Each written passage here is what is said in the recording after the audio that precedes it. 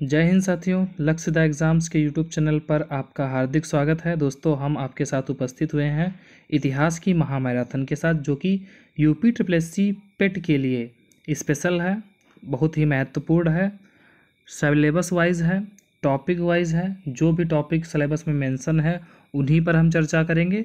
पूरा A to Z syllabus को cover करेंगे। दोस्तों, कोई भी बिंदु प्रयास यही है कि कोई भी बिंदु जो है छूटने ना पाए, ठीक है।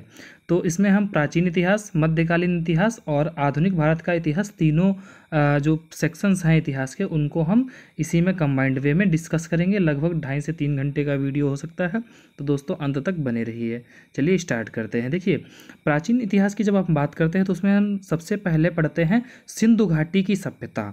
सिंधु घाटी की जो सभ्यता है, देखिए, जो सिंधु घाटी की सभ्यता है वहीं से जनरली एग्जाम्स में क्वेश्चन बनता है, लेकिन उससे भी पहले कुछ ऐसे पॉइंट्स हैं, महत्वपूर्ण पॉइंट्स हैं, जो कि प्राग ऐतिहासिक काल यानी कि पाषाण काल में भी कुछ ऐसे पॉइंट्स हैं जहां से आज भी क्वेश्चन बन सकता है। तो सिंधु घाटी सभ्यता से पहले हम उन बिंदुओं पर चर्चा कर लेंगे और उसके बाद हम सिंधु घाटी की सभ्यता को कंटिन्यू करेंगे, ठीक है। तो जैसे कि पशुपालन का जो प्रारंभ है, पशुपालन का प्रारंभ जो है वह मध्य पाषाण काल में हुआ था। पशुपालन के जो साक्ष्य हैं वो भारत में आदमगढ़, जो कि होशंगाबाद मध्य प्रदेश से, तथा बागोर, जो कि भीलवाड़ा राजस्थान से प्राप्त हुए हैं। मध्य पाषाणकालीन एक स्थल है महदहा, जो कि प्रतापगढ़ उत्तर प्रदेश में है। वहाँ से हड्डी एवं सींग निर्मित उपकरण प्राप्त हुए हैं। देखिए, भारत में मानव का जो सर्वप्रथम साक्ष्य है वह मध्य प्रदेश के पश्चिमी नर्मदा क्षेत्र से प्राप्त हुआ है। भारत में मानव का जो साक्ष्य प्राप्त हुआ है, सर्वप्रथम साक्ष्य प्राप्त हुआ है, वह मध्य प्रदेश के पश्चिमी नर्मदा क्षेत्र से प्राप्त हुआ है। नर्मदा क्षेत्र की जो खोज है वह वर्ष 1982 में की गई थी। मानव कंकाल के साथ कुत्ते का कंकाल, जो कि बुर्जहोम जम्मू कश्मीर से प्राप्त हुआ है, और बुर्जहोम जम्मू कश्मीर से ही गर्त आवास के भी साक्ष्य प्राप्त हुए हैं। बुर्जहोम जो पूरा स्थल है उसकी खोज वर्ष 1935 में डी टेरा एवं पीटरसन ने की थी। सर्वप्रथम खाद्यान्नों का उत्पादन नवपाषाण काल में प्रारंभ हुआ था। हमने अनाज उगाना नवपाषाण काल में प्रारंभ किया है ना।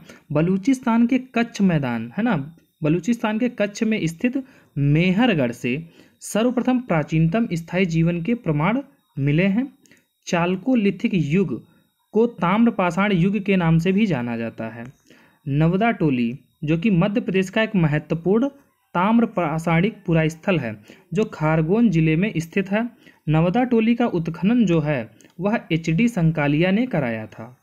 नवपाषाण कालीन पुरास्थल से राख के टीले, जो कि कर्नाटक में है, ठीक है, कर्नाटक में वेल्लारी जनपद में स्थित संगनकल्लू नामक स्थान से प्राप्त हुए हैं। किसके? राख के टीले संगनकल्लू नामक स्थान से प्राप्त हुए हैं, जो कि कर्नाटक में स्थित है, ठीक है। गेरुवर्डी गैरिक मृदभांड पात्र, जिसे हम OCP भी कहते हैं, इसके साक्ष्य जो है वह हस्तिनापुर एवं अतरंजी खेड़ा से प्राप्त हुए हैं। भारतीय पुरातत्व सर्वेक्षण, जो कि संस्कृति मंत्रालय के अधीन एक विभाग है। देखिए, अब बात करेंगे हम सिंधु सभ्यता के प्रमुख स्थल एवं उत्खननकर्ता एवं उनके खोजकर्ता। मुख्य जैसे प्रमुख स्थल जो हैं उनके उत्खननकर्ता या खोजकर्ता और उनका जो वर्ष है वह। देखिए, वर्ष में हम सिर्फ उन्हीं बिंदुओं पर बात करेंगे जो महत्वपूर्ण है। जैसे हड़प्पा की खोज जो है दयाराम साहनी ने की थी वर्ष 1921 में। इसका उत्खनन का कार्य भी उन्होंने ही किया। मोहनजोदड़ो का उत्खनन का कार्य राखाल दास बनर्जी ने किया था वर्ष 1922 में। रोपड़ का उत्खनन का कार्य यज्ञदत्त शर्मा ने किया था। लोथल का उत्खनन का कार्य SR राव ने किया था। कालीबंगा, जिसका उत्खनन का कार्य अमलानंद घोष ने वर्ष 1952 में किया था। रंगपुर, जो कि MS वत्स ने यानी कि माधव स्वरूप वत्स ने वर्ष 1935 में किया। चन्हूदड़ो का उत्खनन का कार्य NG मजूमदार ने वर्ष 1935 में किया था। देखिए, सुरकोतड़ा, जो कि JP जोशी ने उत्खनन का कार्य किया वर्ष 1964 में। बनावली का उत्खनन का कार्य RS बिष्ट ने किया था। आलमगीरपुर का उत्खनन का कार्य यज्ञदत्त शर्मा ने किया था। कोटडिजी का उत्खनन का कार्य फजल अहमद खान ने किया। सुक्तागेंडोर का उत्खनन का कार्य RL स्टाइन ने किया था। मांडा का उत्खनन का कार्य JP जोशी ने किया। बालाकोट जॉर्ज F डेल्स ने उत्खनन का कार्य किया। धौलावीरा का उत्खनन का कार्य JP जोशी ने किया था वर्ष 1967-68 में। देखिए मिताथल का उत्खनन का कार्य सूरजभान ने किया था वर्ष 1968 में, और वही राखीगढ़ी का भी उत्खनन का कार्य सूरजभान ने ही किया था वर्ष 1969 में। देखिए ये दोनों डेट्स जो हैं इम्पॉर्टेंट है। देखिए भारत में सर्वप्रथम 1861 ईस्वी में अलेक्जेंडर कनिंघम को पुरातत्व सर्वेक्षक के रूप में नियुक्त किया गया था, है ना। लॉर्ड कर्जन के समय वर्ष 1901 में इसे भारतीय पुरातत्व सर्वेक्षण के रूप में केंद्रीकृत कर जॉन मार्शल को इसका प्रथम महानिदेशक बनाया गया। राष्ट्रीय मानव संग्रहालय, जिसका नाम बदलकर अब इंदिरा गांधी राष्ट्रीय मानव संग्रहालय कर दिया गया है, जो कि भोपाल मध्य प्रदेश में स्थित है। सैंधव सभ्यता, जो कि आद्य ऐतिहासिक काल की सभ्यता है। पुरातात्विक साक्ष्यों में अलग अलग कालों में पाए गए मृदभांड ही, है ना, पुरातात्विक साक्ष्यों में अलग अलग कालों में पाए गए मृदभांड सिंधु घाटी सभ्यता को आर्यों से पूर्व का सिद्ध करते हैं, है ना। सिंधु घाटी की जो सभ्यता है वह आर्यों से पूर्व की सभ्यता है। यह कौन सिद्ध करता है? तो जो अलग अलग कालों में जो मृदभांड पाए गए, मृदभांड के आधार पर ही हम सिंधु घाटी सभ्यता को आर्यों से पूर्व की सभ्यता मानते हैं। ठीक है। काले रंग की आकृतियों से चित्रित लाल मृदभांड, काले रंग की आकृतियों से चित्रित लाल मृदभांड जहां हड़प्पा सभ्यता की विशेषता है, वहीं धूसर एवं चित्रित धूसर मृदभांड, है ना, जो कि बाद के हैं, जो आर्यों से संबंधित माने गए हैं। हड़प्पा कालीन नदियों के किनारे बसे नगरों की बात करते हैं। जैसे हड़प्पा जो है वह रावी नदी के तट पर था, मोहनजोदड़ो सिंधु नदी के तट पर था, रोपड़ सतलज नदी के तट पर था, कालीबंगा घग्घर नदी के किनारे था, लोथल भोगवा नदी के किनारे था, सुक्ता गेंडोर जो है वह दास्क नदी के किनारे स्थित था। सोतका कोह जो है वह सादीकौर नदी के तट पर है। आलमगीरपुर जो कि हिंडन नदी के तट पर है। रंगपुर जो कि भादर नदी के तट पर है। कोट डिजी जो कि सिंधु नदी के तट पर था। कुड़ाल जो कि सरस्वती नदी के तट पर था। चन्हू दड़ो जो कि सिंधु नदी के तट पर था। बनावली सरस्वती नदी के तट पर था। मांडा जो कि चिनाब नदी के किनारे था। भगवानपुरा जो कि सरस्वती नदी के किनारे स्थित था। दैमाबाद प्रवरा नदी के तट पर स्थित था। आमरी जो कि सिंधु नदी के तट पर स्थित थी। और राखीगढ़ी जो कि घग्गर नदी के तट पर स्थित था। देखिए सिंधु घाटी सभ्यता एक नगरीय सभ्यता थी, जबकि जो वैदिक सभ्यता है वह एक ग्रामीण सभ्यता थी। ठीक है। पुरातात्विक खुदाई हड़प्पा संस्कृति की जानकारी का प्रमुख स्रोत है। हड़प्पा वासियों को तांबा, कांसा, स्वर्ण और चांदी की जानकारी थी। प्रारंभिक हड़प्पा सभ्यता में पैर से चालित चाक का प्रयोग किया जाता था। परिपक्व हड़प्पा के दौर में हाथ से चालित चाकों का प्रयोग किया जाने लगा था। मूर्ति पूजा का प्रारंभ पूर्व आर्य काल से माना जाता है। देखिए हड़प्पा संस्कृति मोहरों एवं टेराकोटा कलाकृतियों में गाय का चित्रण नहीं मिलता है। ध्यान दीजिएगा, गाय का चित्रण कहीं भी नहीं मिलता है, जबकि हाथी, गैंडा, बाघ, हिरण, भेड़ा आदि का अंकन मिलता है। हड़प्पा सभ्यता के स्थल में से खंभात की खाड़ी के निकट स्थित लोथल से गोदीबाड़ा के साक्ष्य मिले हैं। राजस्थान के हनुमानगढ़ जिले में घग्घर नदी के किनारे स्थित कालीबंगा से जुते हुए खेत के साक्ष्य मिले हैं। गुजरात के धौलावीरा से हड़प्पा लिपि के बड़े आकार के 10 चिन्हों वाला एक शिलालेख मिला है। हरियाणा के फतेहाबाद जिले में स्थित बनावली से पक्की मिट्टी की बनी हुई हल की प्रतिकृति मिली है। सैंधव सभ्यता के महान स्नानागार का साक्ष्य मोहनजोदड़ो से प्राप्त हुआ है। सैंधव सभ्यता कांस्य युगीन सभ्यता थी तथा यहाँ के लोग लोहे से परिचित नहीं थे। राखीगढ़ी जो कि हरियाणा के हिसार जिले में घग्घर नदी पर स्थित है ना। राखीगढ़ी जो है वह हरियाणा के हिसार जिले में घग्घर नदी के तट पर स्थित है।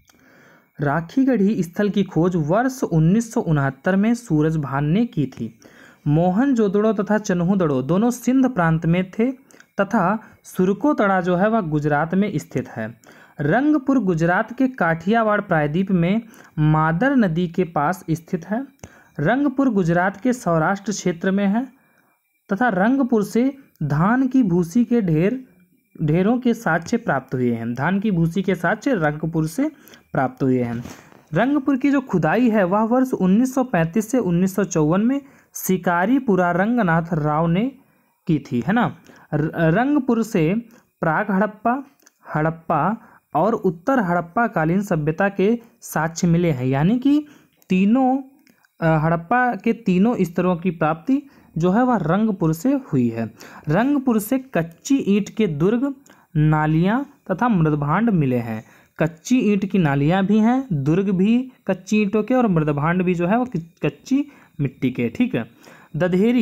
दधेरी जो है वह एक परवर्ती पुरा स्थल है जो पंजाब प्रांत के लुधियाना जिले में गोविंदगढ़ जिले के पास स्थित है।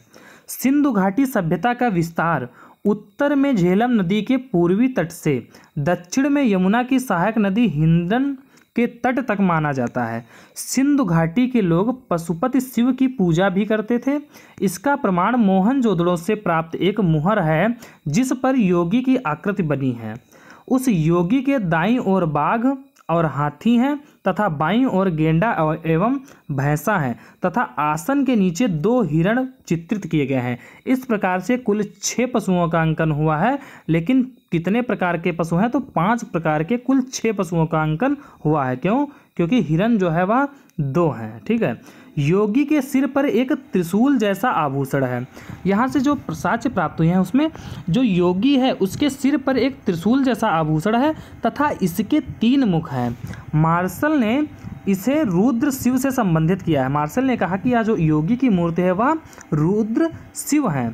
भारतीय पुरातत्व सर्वेक्षण विभाग के महानिदेशक जॉन मार्शल के निर्देशन पर वर्ष 1921 में दयाराम साहनी ने पंजाब जो कि पाकिस्तान के तत्कालीन मांटगोमरी साहिवाल जिले में रावी नदी के बाएं तट पर स्थित हड़प्पा के टीले की खुदाई की।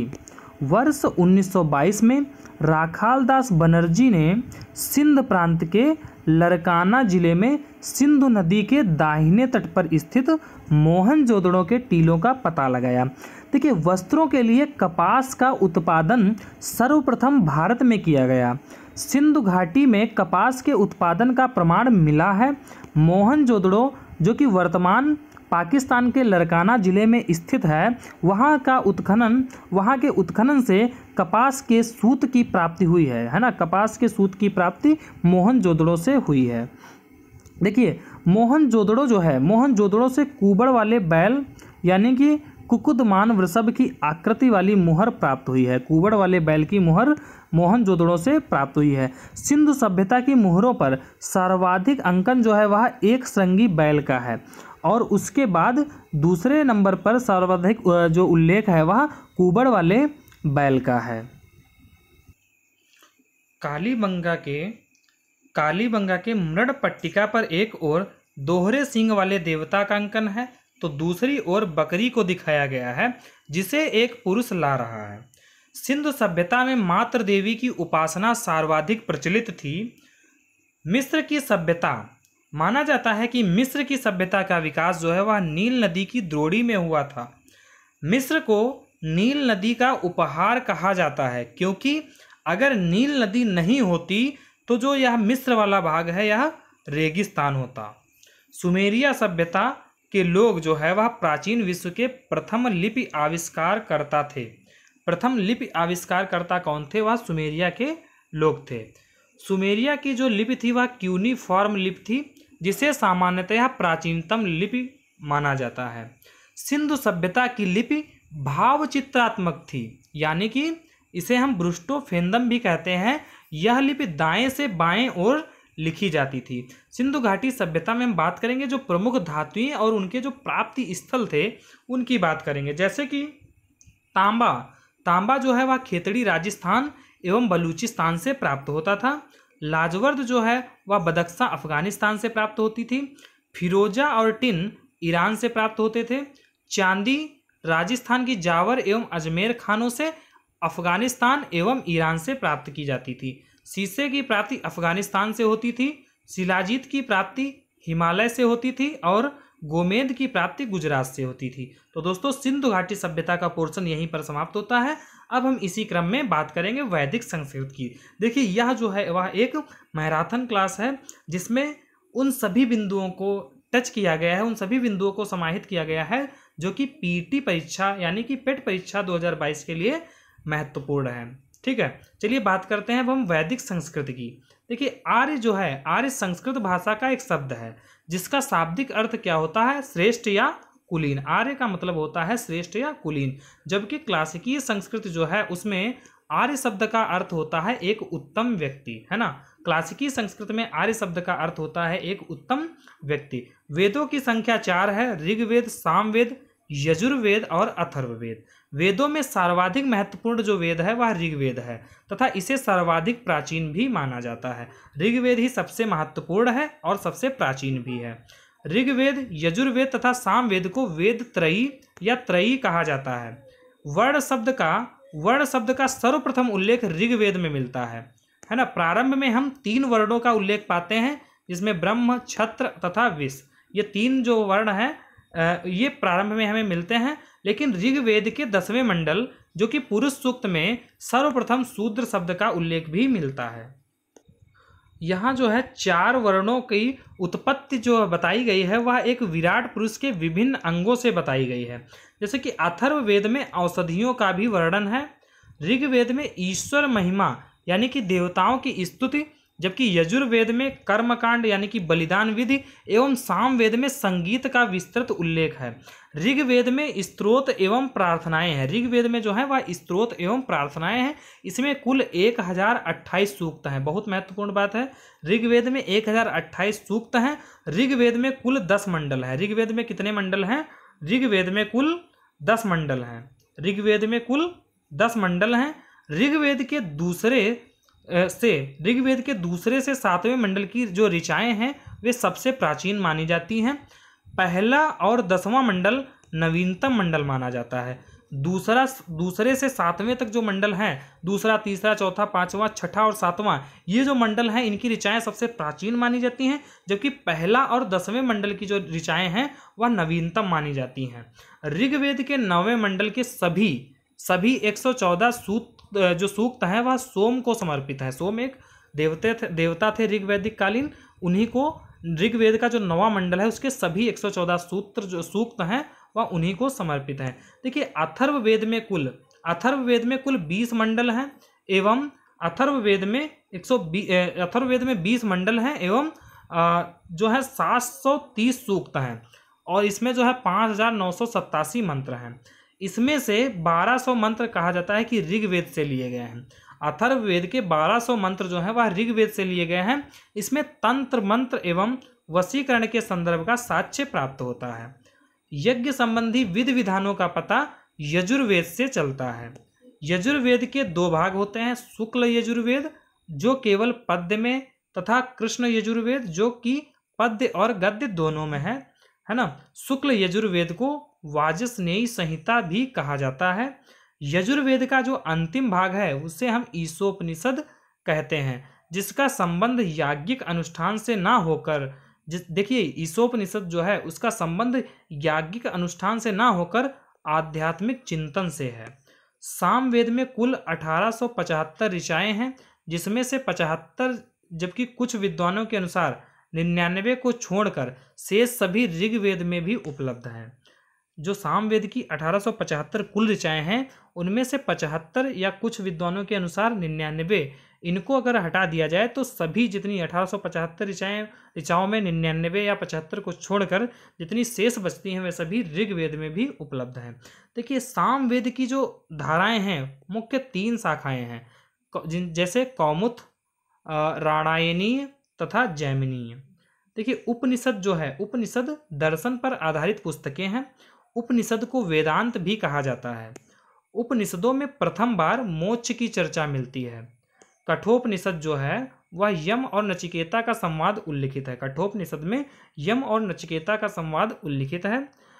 उपनिषदों में कुछ क्षत्रिय राजाओं के भी उल्लेख प्राप्त होते हैं, जैसे विदेह के राजा जनक, पांचाल के राजा प्रवाहन जाबाली और कैकेयी के राजा अश्वपति का उल्लेख मिलता है और काशी के राजा अजातशत्रु इनका भी उल्लेख मिलता है। देखिए वैदिक संहिताओं का सही क्रम जो है वैदिक संहिताओं का सही क्रम जो है वह है वैदिक संहिताएं सबसे पहले आती हैं, यानी कि वेद, उसके बाद ब्राह्मण ग्रंथ, और उसके बाद आरण्यक, और उसके बाद उपनिषद। यह बहुत महत्वपूर्ण है। देखिए यह जो क्रम है वह लगाने को एग्जाम में आ जाता है। सिंधु नदी का ऋग्वैदिक काल में सर्वाधिक महत्व था। ऋग्वैदिक काल में सिंधु नदी सर्वाधिक महत्व रखती थी, इसी कारण इसका जो उल्लेख है ऋग्वेद में सर्वाधिक बार हुआ है। सिंधु नदी का उल्लेख ऋग्वेद में सर्वाधिक बार हुआ है। ठीक है, सरस्वती ऋग्वैदिक आर्यों की सर्वाधिक पवित्र नदी थी। अगर पवित्र नदी की बात करें तो सरस्वती सबसे पवित्र नदी थी। सरस्वती को मातेत्मा, देवीत्मा एवं नदीत्मा कहा गया है। ऋग्वेद में उल्लिखित कुभा जिसे हम आज काबुल, क्रुम जिसे हम कुर्रम, और गोमती जो कि आज गोमल, एवं सुवास्तु जिसे हम स्वात नदियां, है ना, ये जो नदियां हैं आज अफगानिस्तान में बहती हैं। दोस्तों इसी क्रम में हम बात करेंगे ऋग्वैदिक जो नदियां हैं, ऋग्वैदिक नदियां और उनके जो आधुनिक नाम हैं उनकी बात करेंगे। जैसे दृश्यद्वती जो है उसका वर्तमान का जो नाम है वह चितंग या गग्घर है। सतुद्री का वर्तमान नाम सतलज है। परुष्णी जो है वह आज वर्तमान में रावी के नाम से जानी जाती है। कुभा नदी का वर्तमान नाम काबुल है। वितिस्ता नदी का वर्तमान नाम झेलम है। अस्कनी का वर्तमान नाम चेनाब है, और विपासा का वर्तमान नाम व्यास है। गोमती का वर्तमान नाम गोमल, क्रुम का वर्तमान नाम कुर्रम, और सदानीरा का वर्तमान नाम गंडक, तथा सुवास्तु का वर्तमान नाम स्वात नदी है। ठीक है, तो ये थी कुछ ऋग्वैदिक कालीन नदियों के नाम और उनके वर्तमान नाम। ठीक है, अब बात करते हैं हम आश्रम व्यवस्था की। देखिए जो आश्रम व्यवस्था थी वह 4 आश्रम थे, ब्रह्मचर्य, गृहस्थ, वानप्रस्थ और संन्यास। इन 4 आश्रमों का जो प्रचलन है वह वेदोत्तर काल में हुआ, यानी कि वेदों के बाद का जो काल है उसमें हुआ। देखिए छांदोग्य उपनिषद में केवल 3 आश्रमों का उल्लेख है, जबकि जवालोपनिषद में सर्वप्रथम 4 आश्रमों का उल्लेख मिलता है। देखिए अगर बात की जाए छांदोग्य उपनिषद में तो वहाँ पर 3 आश्रमों का उल्लेख है, और जवालोपनिषद में 4 आश्रमों का सर्वप्रथम उल्लेख मिलता है। देखिए वरुण देवता को वैदिक सभ्यता में नैतिक व्यवस्था का प्रधान माना जाता था। इसी कारण वरुण को ऋतस्य गोपा भी कहा जाता था। ऋतस्य गोपा किसे कहा जाता था? वरुण को। क्यों? क्योंकि ये जो है नैतिक व्यवस्था के प्रधान थे, इसलिए इन्हें ऋतस्य गोपा भी कहा जाता था। बृहस्पति को वैदिक देवताओं का पुरोहित माना जाता था। जो वैदिक देवताओं के पुरोहित थे वो बृहस्पति को माना जाता था। वैदिक साहित्य में कई ऐसी विदुषी स्त्रियों का उल्लेख मिलता है जिन्होंने वेद मंत्रों की रचना की थी, जैसे कि अपाला, घोषा, विश्वारा और लोपमुद्रा, है ना। लोपमुद्रा अगस्त्य ऋषि की पत्नी थी। वैदिक काल में सोने के हार को निष्क कहा जाता था। बौद्ध जातक, है ना, बौद्ध जातक में 3 प्रकार के स्वर्ण सिक्कों का उल्लेख मिलता है। वो 3 प्रकार के जो स्वर्ण सिक्के हैं, जैसे कि निष्क, दूसरे क्रम में सुवर्ण और तीसरे क्रम में मसाका। ये जो है बौद्ध जातक में 3 प्रकार के स्वर्ण सिक्कों का उल्लेख मिलता है, निष्क, सुवर्ण और मसाका। देखिए 1400 ईसा पूर्व के बोगच कोई यानी कि एशिया माइनर के अभिलेख में ऋग्वैदिक काल के देवताओं यथा इंद्र, वरुण, मित्र तथा नासत्य, इनका उल्लेख मिलता है। इन 4 देवताओं का उल्लेख मिलता है। बाल गंगाधर तिलक ने आर्यों को आदि देश के बारे में लिखा है। जो बाल गंगाधर तिलक हैं उन्होंने आर्यों के आदि देश यानी कि उनकी जो उत्पत्ति किस देश से हुई है, वह कहाँ से आए थे, उनके बारे में बाल गंगाधर तिलक जी ने लिखा है। शतपथ ब्राह्मण जो है वह यजुर्वेद का एक ब्राह्मण ग्रंथ है। पुरुष मेध, है ना, पुरुष मेघ का उल्लेख शतपथ ब्राह्मण में हुआ है। गोत्र शब्द का सर्वप्रथम उल्लेख ऋग्वेद में हुआ है, जबकि ऋग्वैदिक काल में यज्ञ की प्रधानता थी। ऋग्वैदिक काल जो था उसमें यज्ञ की प्रधानता थी। 10 राज्य युद्ध जो है, 10 राज्य युद्ध का उल्लेख ऋग्वेद के 7वें मंडल में है। जो 10 राजाओं का युद्ध है परशुड़ी नदी, जिसका आधुनिक नाम रावी नदी है, उसके तट पर लड़ा गया था, जिसमें भरतों के राजा सुदास की विजय हुई थी। ऋग्वैदिक आर्यों के पंचजनों में यदु, द्रुह, पुरु, अनु, तुर्वसु शामिल थे। ऋग्वेद में उल्लेखित यव शब्द का जो तारतम्य है, मतलब उसका तात्पर्य है वह जव से स्थापित किया गया है, यानी कि ऋग्वेद में जव को यव कहा जाता था, है ना। वैदिक काल में सभा एवं समिति नामक 2 संस्थाएं राजा की निरंकुशता पर नियंत्रण रखती थी। सभा जो थी वह श्रेष्ठ एवं संभ्रांत लोगों की संस्था थी, जबकि समिति जो थी वह सामान्य जनता का प्रतिनिधित्व करती थी। अथर्ववेद में सभा और समिति, अथर्ववेद में सभा और समिति को प्रजापति की दो पुत्रियां कहा गया है। किस वेद में? अथर्ववेद में। देखिए, ऋग्वेद में इंद्र का वर्णन सर्वाधिक प्रतापी देवता के रूप में किया जाता है, जिसे 250 सूक्त समर्पित हैं। इंद्र को 250 सर्वाधिक 250 सूक्त समर्पित हैं। दूसरे नंबर पर अग्नि, ऋग्वेद में अग्नि को 200 सूक्त समर्पित हैं और वह इस काल के दूसरे सर्वाधिक महत्वपूर्ण देवता है। तीसरा स्थान, इसी क्रम में तीसरा स्थान वरुण का है, जो समुद्र के देवता और ऋत के नियामक माने जाते हैं। देखिए, गायत्री जो मंत्र है, गायत्री मंत्र ऋग्वेद में उल्लिखित है और इसके रचनाकार जो हैं वह विश्वामित्र जी हैं। गायत्री मंत्र का उल्लेख ऋग्वेद के तीसरे मंडल में है। पुराणों की संख्या अगर देखी जाए तो वह 18 है। 18 पुराणों का उल्लेख मिलता है। पुराणों की रचना जो है वह लोमहर्ष ऋषि तथा उनके पुत्र उग्रश्रवा द्वारा की गई थी। पुराणों में भविष्यत काल शैली में कलयुग के राजाओं का विवरण मिलता है। कलयुग के राजाओं का विवरण भविष्यत काल शैली में प्राप्त होता है। सत्यमेव जयते जो है, सत्यमेव जयते शब्द जो है वह मुंडकोपनिषद से लिया गया है, जिसका अर्थ है सत्य की ही विजय होती है। यह भारत के राज चिन्ह पर भी अंकित है, इसीलिए यह बहुत महत्वपूर्ण हो जाता है और कई बार एग्जाम्स में पूछा जा चुका है कि सत्यमेव जयते कहाँ से लिया गया है, तो मुंडकोपनिषद से लिया गया है। ऐतरेय तथा कौशितकी जो हैं ऋग्वेद के दो ब्राह्मण ग्रंथ हैं। ऐतरेय तथा कौशितकी ऋग्वेद के दो ब्राह्मण ग्रंथ हैं। वैदिक काल में गाय को अघन्या यानी कि न मारे जाने योग्य कहा जाता था। अगर ऋग्वैदिक काल में या वैदिक काल में कोई भी गाय को मारता था तो उसके लिए मृत्युदंड का प्रावधान था। दोस्तों, यहीं पर हमारा जो बौद्ध धर्म है वह उसकी चर्चा यहीं पर समाप्त होती है। अब हम प्रारंभ करेंगे बौद्ध धर्म, है ना, जो अभी वैदिक काल था वो यहीं पर समाप्त होता है। अब चर्चा करेंगे हम बौद्ध धर्म की। बौद्ध धर्म में हम गौतम बुद्ध की जीवनी एवं उनकी जो शिक्षाएं हैं जो कि सिलेबस में मेंशन है, स्पष्ट रूप से लिखी गई हैं, हम उन्हीं की सिर्फ इसमें चर्चा करेंगे। देखिए, गौतम बुद्ध का जन्म कपिलवस्तु के निकट लुम्बिनी में 563 ईसा पूर्व में हुआ था। गौतम बुद्ध के पिता का नाम शुद्धोधन था, जो कि साक्यगढ़ के प्रधान थे, तथा उनकी जो माता थी उनका नाम माया देवी था, जो कि कोली गणराज्य की कन्या थी। ठीक है। गौतम बुद्ध बचपन में सिद्धार्थ के नाम से जाने जाते थे, यानी कि गौतम बुद्ध के बचपन का नाम सिद्धार्थ था। 29 वर्ष की अवस्था में उन्होंने गृह त्याग दिया, जिसे बौद्ध ग्रंथों में महाभिनिष्क्रमण की संज्ञा दी गई है। अब देखिए, ये पूछ लिया जाता है कि महाभिनिष्क्रमण का अर्थ क्या है, तो महाभिनिष्क्रमण का अर्थ होता है गृह त्याग, है ना। मौर्य वंशीय शासक अशोक के रुमिनदेई अभिलेख से मौर्य वंशीय शासक अशोक के रुमिनदेई अभिलेख से सूचना मिलती है कि शाक्य मुनि यानी कि बुद्ध का जन्म लुम्बिनी में हुआ था। यह जानकारी किससे मिलती है? अशोक के रुमिनदेई अभिलेख से यह हमें सूचना प्राप्त होती है कि जो शाक्य मुनि बुद्ध थे उनका जन्म लुम्बिनी में हुआ था। महात्मा बुद्ध ने अपना पहला उपदेश जो है वह सारनाथ में दिया था और इस प्रथम उपदेश को बौद्ध ग्रंथों में धर्म चक्र प्रवर्तन कहा जाता है। महात्मा बुद्ध ने मल्ल गणराज्य की राजधानी कुशीनारा में 483 ईसा पूर्व में 80 वर्ष की अवस्था में शरीर त्याग दिया, है ना। बौद्ध ग्रंथों में इसे महापरिनिर्वाण कहा जाता है, यानी कि जो गौतम बुद्ध की जब मृत्यु हुई थी कह सकते हैं, उसे बौद्ध ग्रंथों में हम महापरिनिर्वाण कहते हैं। और यह जो इनकी मृत्यु हुई थी वह कहाँ हुई थी? कुशीनगर में हुई थी और 483 ईसा पूर्व में हुई थी। और उस समय गौतम बुद्ध की जो अवस्था थी वह 80 वर्ष की थी, है ना।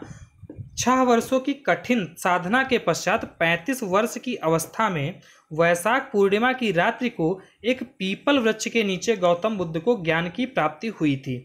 ज्ञान प्राप्ति के बाद गौतम बुद्ध कहलाए थे, है ना। बुद्ध के सबसे अधिक शिष्य कौशल राज्य में हुए। बुद्ध ने अपने सबसे ज़्यादा शिष्य कौशल राज्य में बनाए थे। महात्मा बुद्ध वत्सराज उदयन के शासन काल में कौशाम्बी आए थे। कौशाम्बी जो है गौतम बुद्ध वत्सराज उदयन के शासन काल में आए थे। यह जो उदयन है ना, ये हर्यक वंश के उदयन से अलग है। वह उदयन था, वो अलग था, और ये उदयन जो है वह अलग है। ठीक है, तो यह ध्यान रखिएगा।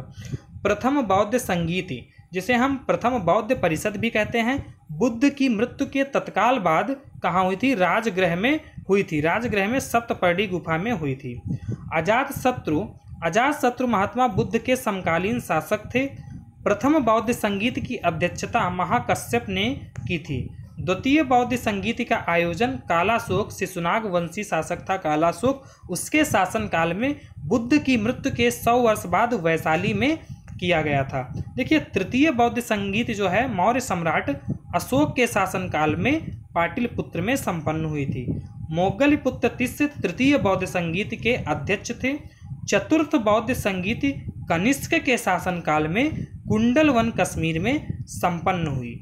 इसकी अध्यक्षता वसुमित्र एवं इसकी जो उपाध्यक्षता है वह अश्वघोष ने की थी। देवदत्त बुद्ध का चचेरा भाई था। जो देवदत्त था वह बुद्ध का चचेरा भाई था। बौद्ध सभाएं, देखिए अब बौद्ध सभाएं जो है उनको हम एक व्यू में देख लेते हैं। जैसे कि सभा, उसका समय, स्थान क्या था, उसकी अध्यक्षता किसने की, और उस समय शासक कौन था। प्रथम बौद्ध संगीत जो है वह 483 ईसा पूर्व में संपन्न हुई, जो कि राजगृह में हुई थी, और इसकी अध्यक्षता महाकश्यप ने की थी, और उस समय शासक कौन था? अजातशत्रु था। ठीक है।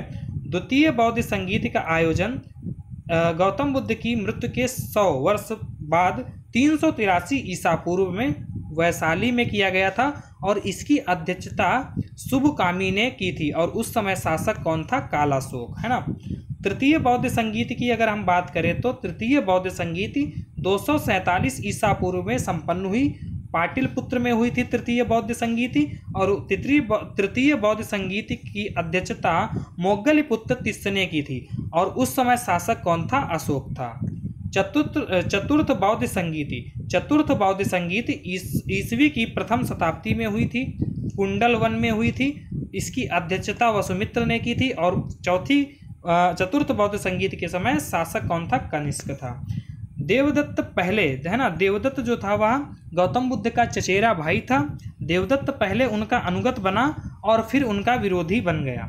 सर्वप्रथम बुद्ध ने जिन 4 आर्य सत्यों का उपदेश दिया वे इस प्रकार से, जैसे कि दुख समुदाय, दुख निरोध और दुख निरोधगामिनी प्रतिपदा। ये 4 आर्य सत्यों का प्रतिपादन गौतम बुद्ध ने किया था। दोस्तों, इसी क्रम में हम बात करेंगे बुद्ध के जीवन से संबद्ध प्रतीक, जैसे कि घटना और उनके प्रतीक। जन्म का प्रतीक था कमल और सांड। महाविनिष्क्रमण का प्रतीक था घोड़ा, यानी कि जब उन्होंने ग्रह त्याग किया तो उसका प्रतीक चिन्ह घोड़ा था।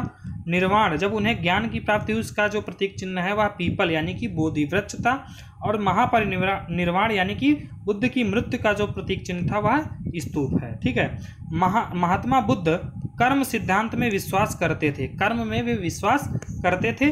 अपने प्रिय शिष्य आनंद के कहने पर बुद्ध ने वैशाली में स्त्रियों को बौद्ध संघ में भिक्षुड़े के रूप में प्रवेश की अनुमति प्रदान की। कहाँ पर की थी? वैशाली में। और किसके कहने पर? अपने प्रिय शिष्य आनंद के कहने पर ऐसा उन्होंने किया था। देखिए, बौद्ध संघ में सर्वप्रथम शामिल होने वाली जो स्त्री थी वह थी महाप्रजापति गौतमी। ठीक है, जो कि बुद्ध की मौसी थी। देखिए, त्रिपिटक बौद्ध ग्रंथों में सर्वाधिक महत्वपूर्ण है। बुद्ध की मृत्यु के बाद उनकी जो शिक्षाओं को संकलित कर 3 भागों में बांटा गया, और इन्हीं को त्रिपिटक कहते हैं। ये हैं जैसे कि विनय पिटक में संघ संबंधी नियम तथा आचार की शिक्षाएं हैं। सुत्त पिटक में धार्मिक सिद्धांत हैं, और जो अभिधम्म पिटक है उसमें दार्शनिक सिद्धांत हैं। मैं फिर से रिपीट कर रहा हूँ, विनय पिटक में संघ संबंधी नियम है तथा आचार की शिक्षाएं हैं। सुत्त पिटक में धार्मिक सिद्धांतों का संग्रह है, और अभिधम्म पिटक में दार्शनिक सिद्धांतों का संग्रह किया गया है। देखिए, जो थेरी गाथा बौद्ध साहित्य है, थेरी गाथा जो है वह एक बौद्ध साहित्य है जिसमें 32 बौद्ध कवित्रियों की कविताएं संकलित हैं। 32 बौद्ध कवित्रियां जो हैं उन्होंने अपनी कविताएं लिखी, जो कि थेरी गाथा एक बौद्ध साहित्य है उसमें संकलित है। बिहार में राजगीर की पहाड़ियों पर स्थित विश्व शांति स्तूप, जो विश्व शांति स्तूप है वह विश्व का सबसे ऊंचा कहा जाने वाला शांति स्तूप है। ठीक है। भरहुत एवं सांची के स्तूप की स्थापना, भरहुत एवं सांची के स्तूप की स्थापना मौर्य शासक अशोक के शासनकाल में हुई थी। अमरावती स्तूप का निर्माण सातवाहन के समय में हुआ था। सातवाहनों की राजधानी प्रतिष्ठान या पैठन थी। इनकी प्रारंभिक राजधानी जो थी वह अमरावती मानी जाती है। महास्तूप यानी कि सांची का स्तूप, इसका निर्माण अशोक के समय में ईंटों की सहायता से हुआ था, जिसके चारों ओर काष्ठ की वेदिकाएं बनी थी। काष्ठ की वेदिकाएं यानी कि लकड़ी की वेदिकाएं चारों ओर बनी थी। शुंग काल में उसे पाषाण पट्टिकाओं से जड़ा गया तथा वेदिका जो थी उसे भी पत्थर का बनाया गया है ना, पत्थर की वेदिकाएं भी बनाई गईं। सातवाहन युग में वेदिका के चारों दिशाओं में 4 तोरण लगा दिए गए। सातवाहन युग में जो वेदिकाएं थी उनके चारों ओर 4 तोरण लगा दिए गए। तोरण यानी कि द्वार। ठीक है। बौद्ध दर्शन में क्षणिकवाद को स्वीकार किया गया है। गौतम बुद्ध को एशिया के ज्योतिपुंज के तौर पर जाना जाता है। गौतम बुद्ध के जीवन पर एडविन अर्नाल्ड ने लाइट ऑफ एशिया नामक काव्य पुस्तक की रचना की। यह लंदन में वर्ष 1879 ईस्वी में प्रकाशित हुई थी। लाइट ऑफ एशिया पुस्तक जो है वह ललित विस्तार के विषय वस्तु पर आधारित है। कुषाण काल में गांधार एवं मथुरा कला शैली के तहत बुद्ध एवं बोधिसत्व की बहुसंख्यक मूर्तियों का बैठी एवं खड़ी स्थित दोनों में बहुत सी मूर्तियों का निर्माण हुआ था। किस युग में? कुषाण काल में गांधार एवं मथुरा कला शैली के तहत बुद्ध एवं बोधिसत्वों की बहुसंख्यक मूर्तियों का खड़ी एवं बैठी दोनों स्थिति में निर्माण हुआ था। भूमि स्पर्श मुद्रा की सारनाथ की बुद्ध मूर्ति जो है वह गुप्त काल से संबंधित है। बौद्ध ग्रंथ अगुंतर निकाय में वर्णित जो है 16 महाजनपदों में से मल्ल जो था वह एक महाजनपद था। नागार्जुन कनिष्क के दरबार की एक महान विभूति थे। उसकी तुलना मार्टिन लूथर से की गई है। जो नागार्जुन थे उनकी तुलना मार्टिन लूथर से की जाती है। देखिए, कनिष्क के दरबार में वसुमित्र, अश्वघोष और चरक भी रहते थे, है ना।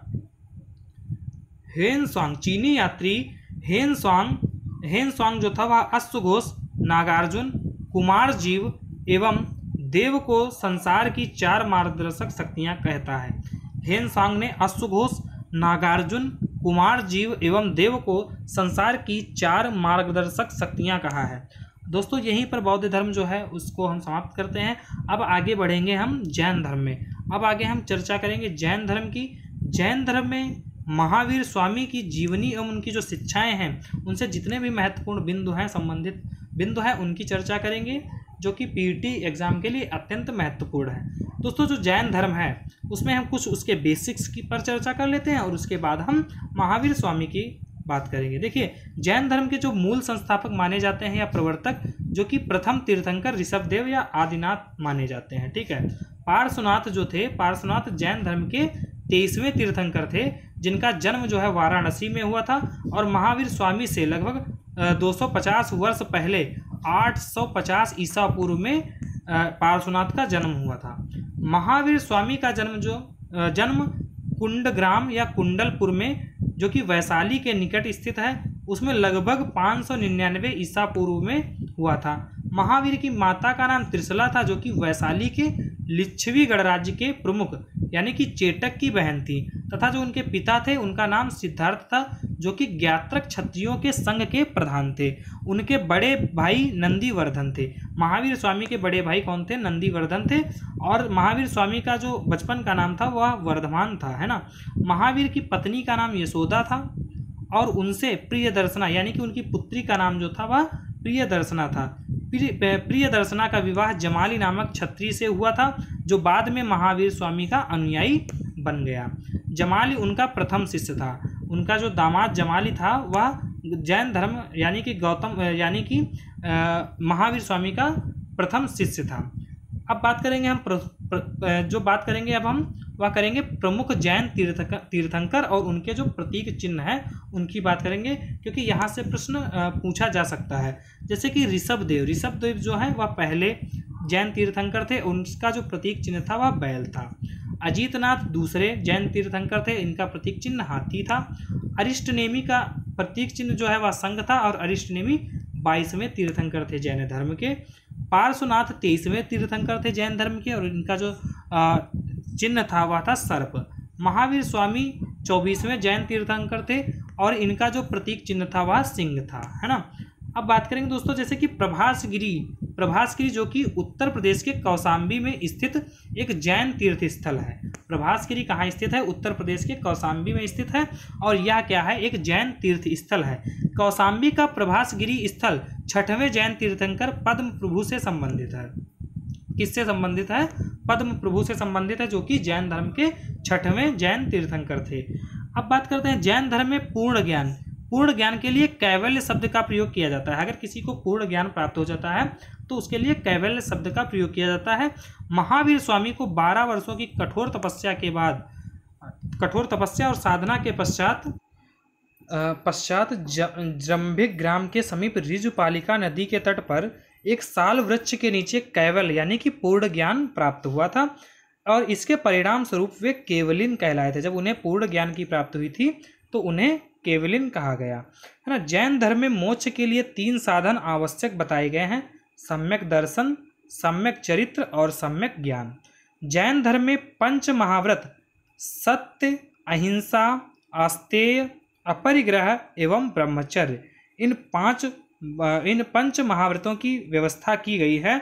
जैन धर्म में ये जो 5 महाव्रत हैं इसमें से जो 4 हैं वह जैन धर्म के संस्थापक या प्रवर्तक ऋषभदेव के द्वारा जोड़े गए थे और जो ये ब्रह्मचर्य है 5वां पंच महाव्रत है यह जो है महावीर स्वामी के द्वारा जोड़ा गया था। ठीक है, तो जैन धर्म में गृहस्थों के लिए 5 महाव्रत यानी कि जो अणुव्रत हैं, जैन धर्म में गृहस्थों के लिए 5 महाव्रत अणुव्रत के रूप में व्यवहृत हुआ है।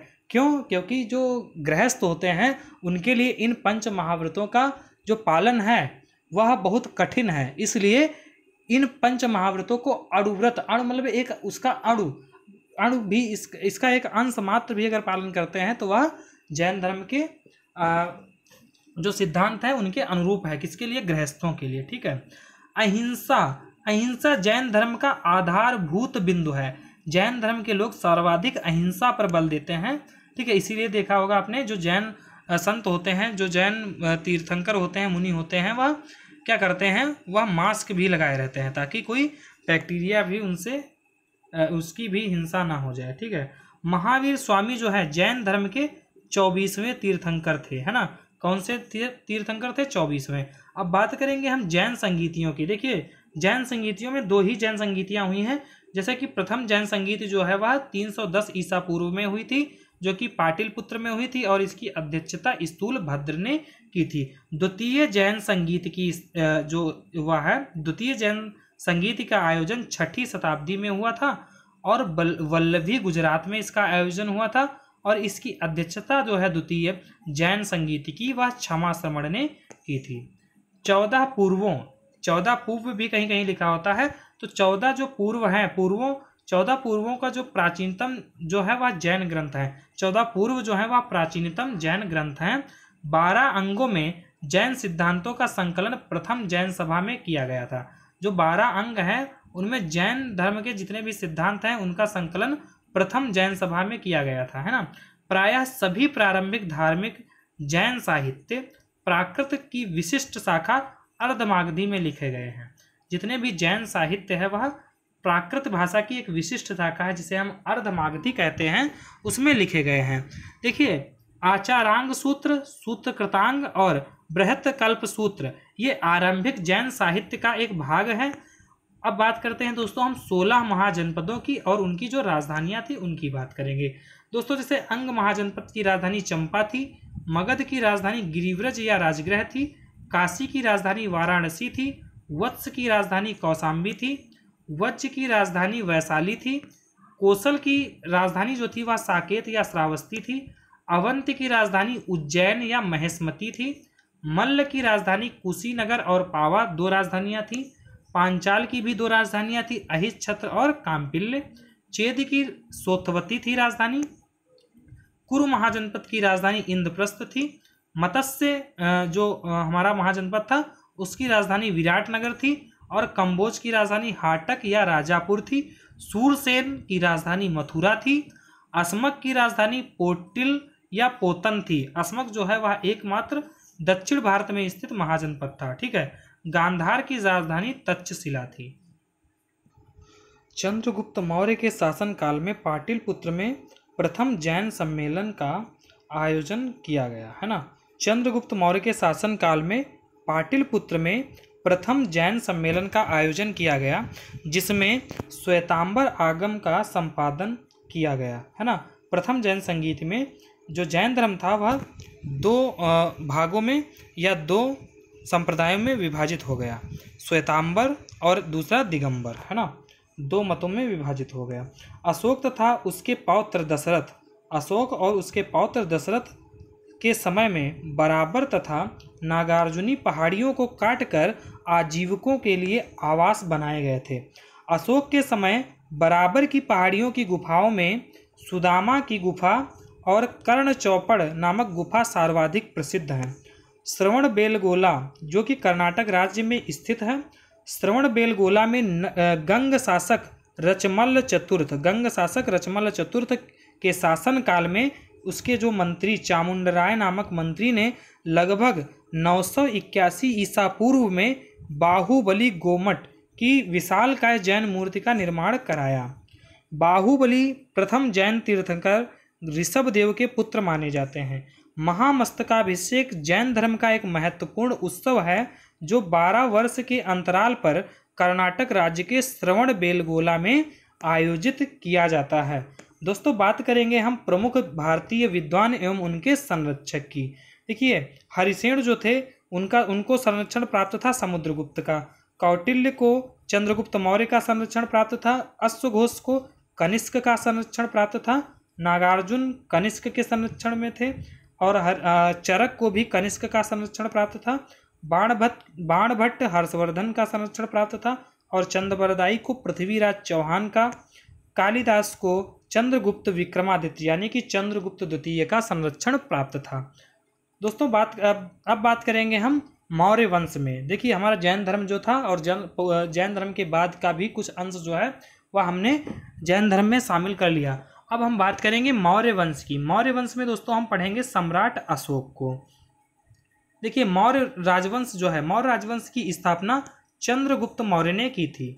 विशाखादत्त ने एक ग्रंथ रचा जिसका नाम है मुद्रा राक्षस। मुद्रा राक्षस की रचना विशाखादत्त ने की, जिससे चंद्रगुप्त मौर्य के विषय में विस्तृत सूचना प्राप्त होती है। ये जो मुद्रा राक्षस है, इस मुद्रा राक्षस से चंद्रगुप्त मौर्य के बारे में विस्तृत सूचना प्राप्त होती है। मुद्रा राक्षस में चंद्रगुप्त को वृषल तथा कुलहीन भी कहा गया है।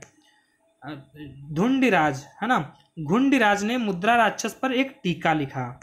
विलियम जोन्स पहले विद्वान थे जिन्होंने सैंड्रोकोटस की पहचान मौर्य शासक चंद्रगुप्त से की। सैंड्रोकोटस को चंद्रगुप्त मौर्य बताया किसने? विलियम जोन्स ने। एपियानस तथा प्लूटार्क ने चंद्रगुप्त मौर्य को एंड्रोकोटस के रूप में वर्णित किया है। दोस्तों इसी क्रम में हम बात कर लेते हैं प्रमुख भारतीय शासक और उनकी जो उन्होंने उपाधियां धारण की। जैसे कि बिंदुसार ने उपाधि धारण की थी अमित्रघात की। अशोक ने उपाधि धारण की थी देवनाम्पी और प्रियदर्शी की। समुद्रगुप्त ने उपाधि धारण की थी कृतांत परशु की। और चंद्रगुप्त प्रथम ने उपाधि धारण की थी महाराजाधिराज की। चंद्रगुप्त द्वितीय ने विक्रमादित्य की उपाधि धारण की थी। हर्षवर्धन ने शिलादित्य की उपाधि धारण की और कनिष्क ने देवपुत्र की उपाधि धारण की। दोस्तों जस्टिन ने सैंड्रोकोटस यानी कि चंद्रगुप्त मौर्य और सिकंदर महान की भेंट का उल्लेख किया है। किसने किया है? जस्टिन ने। कौटिल्य जिसे चाणक्य भी कहा जाता है, कौटिल्य द्वारा मौर्य काल में रचित अर्थशास्त्र, कौटिल्य ने अर्थशास्त्र की रचना की थी। ठीक है, अर्थशास्त्र से शासन के सिद्धांतों की पुस्तक है। अर्थशास्त्र जो है वो राजनैतिक पुस्तक है, उसमें राजनीति शास्त्र का उल्लेख है ना। यह जो है अर्थव्यवस्था से संबंधित ना होकर शासन के सिद्धांतों से संबंधित एक पुस्तक है। अर्थशास्त्र में 15 अभिकरण हैं। कितने अभिकरण हैं? 15। अर्थशास्त्र में राज्य के सप्तांग सिद्धांतों का वर्णन है। सप्तांग सिद्धांत जो है राज्य के वह क्या है? जैसे कि राजा, अमात्य, जनपद, दुर्ग, कोष, दंड, मित्र, जो कि सर्वप्रथम व्याख्या मिलती है ना। इन सप्तांग सिद्धांतों की सर्वप्रथम व्याख्या अर्थशास्त्र में मिलती है। बिहार में पटना यानी कि पाटलिपुत्र के समीप बुलंदी बाग एवं कुम्हरार में की गई खुदाई से मौर्य काल के लकड़ी का विशाल भवनों के अवशेष प्रकाश में आए हैं। मौर्य काल के जो लकड़ी के विशाल भवन थे वह कहाँ से प्राप्त हुए हैं? बुलंदी बाग एवं कुम्हरार में, यानी कि बिहार पाटलिपुत्र से। ठीक है। प्रमुख राजवंश, उनके संस्थापक और उनकी राजधानियां, इस पर भी थोड़ी चर्चा कर लेते हैं। जैसे कि हर्यक वंश था, हर्यक वंश का जो स्थापना की वह बिंबिसार ने की और हर्यक वंश की राजधानी राजगृह थी। मौर्य वंश की स्थापना चंद्रगुप्त मौर्य ने की और मौर्य वंश की राजधानी पाटलिपुत्र थी। शुंग वंश की स्थापना पुष्यमित्र शुंग ने की और इसकी जो राजधानी थी वह भी पाटलिपुत्र ही थी। दोस्तों सातवाहन जो वंश था उसकी स्थापना सिमुक ने की और इसकी जो राजधानी थी वह प्रतिष्ठान थी। गुप्त वंश की स्थापना श्रीगुप्त ने की थी और गुप्त वंश की जो राजधानी थी वह पाटलिपुत्र थी। वर्धन वंश की स्थापना पुष्यभूति ने की थी और वर्धन वंश की राजधानी थानेश्वर थी। गहड़वाल वंश की स्थापना चंद्रदेव ने की थी और गहड़वाल वंश की राजधानी कन्नौज थी। पल्लव जो वंश था, पल्लव वंश की स्थापना सिंह विष्णु ने की थी और पल्लव वंश की जो राजधानी थी वह कांचीपुरम थी। दोस्तों राष्ट्रकूट जो थी उनकी स्थापना दंत दुर्ग ने की थी और जो राष्ट्रकूट थे, राष्ट्रकूटों की राजधानी जो थी वह मान्य खेट थी। ठीक है। चंद्रगुप्त मौर्य ने दक्षिण भारत की विजय प्राप्त की थी। चंद्रगुप्त मौर्य ने दक्षिण भारत को भी जीता था। दोस्तों जैन एवं तमिल साक्ष्य भी चंद्रगुप्त मौर्य की दक्षिण विजय की पुष्टि करते हैं। दोस्तों चंद्रगुप्त मौर्य ने सिकंदर के साम्राज्य के पूर्वी भाग के शासक, सिकंदर का जो साम्राज्य था उसके जो पूर्वी भाग का शासक था सेल्यूकस निकेटर, उसकी जो आक्रमणकारी सेना थी उसको 305 ईसा पूर्व में परास्त किया था। कब किया था? 305 ईसा पूर्व में।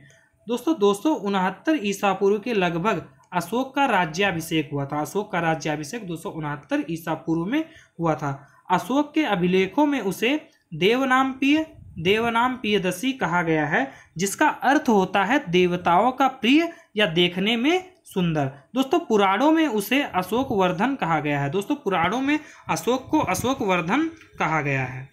साथियों अशोक का जो पौत्र था दशरथ भी अशोक की तरह देवनामपिय की उपाधि धारण करता था। अशोक के अभिलेखों में रज्जुक नामक अधिकारी का उल्लेख मिलता है। दोस्तों यह जो रज्जुक नामक अधिकारी था इसकी स्थिति जो है आधुनिक जिलाधिकारी जैसी थी, जैसे कि जिलाधिकारी को राजस्व तथा न्याय दोनों के क्षेत्रों में अधिकार प्राप्त होते हैं, उसी प्रकार से रज्जुकों को भी राजस्व तथा न्याय दोनों के अधिकार प्राप्त थे। दोस्तों मौर्य काल में व्यापारिक काफिलों यानी कि कारवों को सार्थवाह की संज्ञा दी गई थी। सारनाथ स्तंभ का निर्माण अशोक ने करवाया था। दोस्तों बौद्ध धर्म ग्रहण करने के उपरांत अशोक ने आखेट तथा विहार यात्राएं रोक दी तथा उनके स्थान पर धर्म यात्राएं प्रारंभ की थी। इतिहासकार विंसेंट आर्थर स्मिथ ने अपनी पुस्तक इंडियन लीजेंड ऑफ अशोक में साहित्य साक्ष्यों के आधार पर उपगुप्त के साथ अशोक की धम्म यात्राओं का क्रम इस प्रकार दिया है, जैसे कि लुम्बिनी, कपिलवस्तु और उसके बाद बोधगया और उसके बाद सारनाथ, फिर कुशीनगर और अंत में श्रावस्ती। यह जो क्रम है यह अशोक की जो यात्राएं हैं उनका क्रम है। दोस्तों कालसी, गिरनार और मेरठ के अभिलेख जो कि ब्राह्मी लिपि में हैं। अशोक के जो कालसी, गिरनार और मेरठ के अभिलेख हैं वह ब्राह्मी लिपि में है। अशोक के अभिलेखों का विभाजन 3 वर्गों में किया जा सकता है। पहला शिलालेख, दूसरा स्तंभलेख तथा तीसरा गुहालेख। इन 3 तरह से हम अशोक के जो अभिलेख हैं उनका क्लासिफिकेशन कर सकते हैं। दोस्तों अशोक के जो प्रमुख शिलालेख हैं उनमें जो वर्णित प्रमुख विषय हैं उनकी बात कर लेते हैं दोस्तों। जैसे कि प्रथम शिलालेख जो है अशोक का, उसमें पशु बलि की निंदा की गई है ना। दूसरे शिलालेख में मनुष्य एवं पशु की चिकित्सा का वर्णन किया गया है दोस्तों। तीसरे शिलालेख में अधिकारियों का 5वें वर्ष दौरे का उल्लेख है ना। और जो उनका 5वां शिलालेख है उसमें धर्म महामात्रों की नियुक्ति का वर्णन किया गया है। छठे शिलालेख में प्रशासकीय कार्यों का प्रबंधन, इस चीज का वर्णन किया गया है। और जो अशोक का 11वां शिलालेख है उसमें धम्म की व्याख्या की गई है। किसकी व्याख्या की गई है? धम्म की। और जो 13वां शिलालेख है अशोक का, उसमें कलिंग युद्ध का वर्णन मिलता है दोस्तों। उस जैसे कि शिलालेख जो थे अशोक के, उनकी संख्या जो थी वह 14 थी, जो कि विभिन्न लेखों का एक समूह है जो 8 भिन्न भिन्न स्थानों से प्राप्त किए गए हैं दोस्तों। इसी क्रम में हम थोड़ी सी बात कर लेते हैं प्रमुख भारतीय दर्शन एवं उनके संस्थापकों की। जैसे कि जो प्रमुख भारतीय दर्शन है उनके संस्थापक जो हैं इस प्रकार से हैं। जैसे न्याय दर्शन, जो न्याय दर्शन के संस्थापक हैं वह महर्षि गौतम हैं। सांख्य दर्शन के संस्थापक महर्षि कपिल हैं। मीमांसा दर्शन के संस्थापक महर्षि जैमिनी को माना जाता है। और योग दर्शन जो है उसके संस्थापक जो है महर्षि पतंजलि हैं। और जो वैशेषिक दर्शन है इसके जो संस्थापक हैं वह महर्षि कणद हैं। ठीक है दोस्तों, जैसा कि आप जानते हैं अशोक के अधिकांश अभिलेख जो हैं वह प्राकृत भाषा एवं ब्राह्मी लिपि में लिखे गए हैं। केवल 2 ही अभिलेख ऐसे हैं, शाहबाजगढ़ी का और मानसेहरा का अभिलेख जो है, 2 अभिलेख, शाहबाजगढ़ी का अभिलेख एवं मानसेहरा का अभिलेख जो है वह ब्राह्मी लिपि में ना होकर किस लिपि में है? खरोष्ठी लिपि में है। तो दोस्तों अशोक के 2 अभिलेख ऐसे हैं जो कि खरोष्ठी लिपि में लिखे गए हैं, है ना। तक्षशिला से आर्मेयिक लिपि, तक्षशिला से आर्मेयिक लिपि में लिखा गया एक अभिलेख प्राप्त हुआ है, जिसे सरेकुना नामक स्थान से यूनानी तथा आर्मेयिक लिपियों में लिखा गया एक दुभाषिया यानी कि यूनानी और सीरियाई भाषा का अभिलेख है, तथा लंगनाज नामक स्थान से आर्मेयिक लिपि में लिखा गया अशोक का अभिलेख प्राप्त हुआ है दोस्तों। जेम्स प्रिंसेप ने अशोक के अभिलेखों को पढ़ने का श्रेय हासिल किया दोस्तों। प्राचीन भारत में खरोष्ठी लिपि जो थी वह दाएं से बाईं ओर लिखी जाती थी दोस्तों। अशोक ने अपने राज्याभिषेक के 20 वर्ष बाद लुम्बिनी की यात्रा की। अशोक ने अपने राज्याभिषेक के बाद 20 वर्ष बाद कहाँ किसकी यात्रा की थी? लुम्बिनी की यात्रा की दोस्तों। अशोक ने बुद्ध की जन्मभूमि होने के कारण लुम्बिनी ग्राम का जो धार्मिक कर वह माफ़ कर दिया था, है ना, पूरी तरह से माफ़ कर दिया था। और जो वहाँ की भू राजस्व थी, भू राजस्व दर को 1/6 से घटाकर 1/8 कर दिया था, है ना, यानी कि 1/6 भाग से कम करके 1/8वां भाग कर दिया था।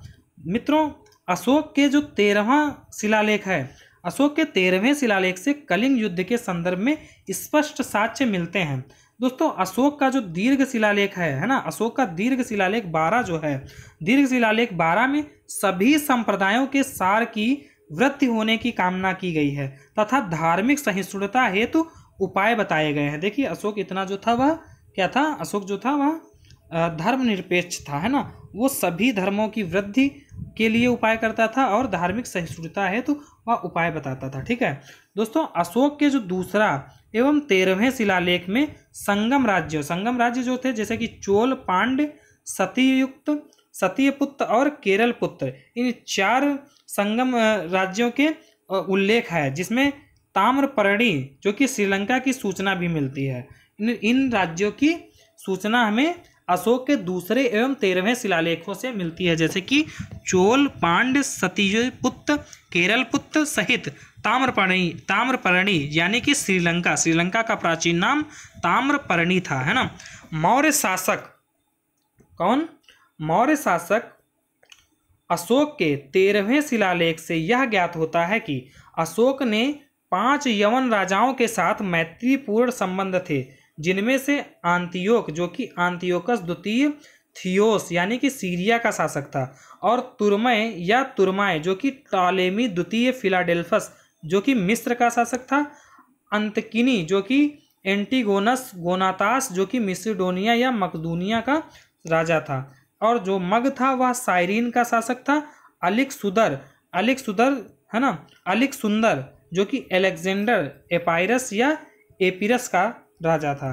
दोस्तों मेगस्थनीज सेलुकस निकेटर द्वारा मेगास्थनीज जो था वह सेल्यूकस निकेटर द्वारा चंद्रगुप्त मौर्य के राज्यसभा में भेजा गया एक यूनानी राजदूत था।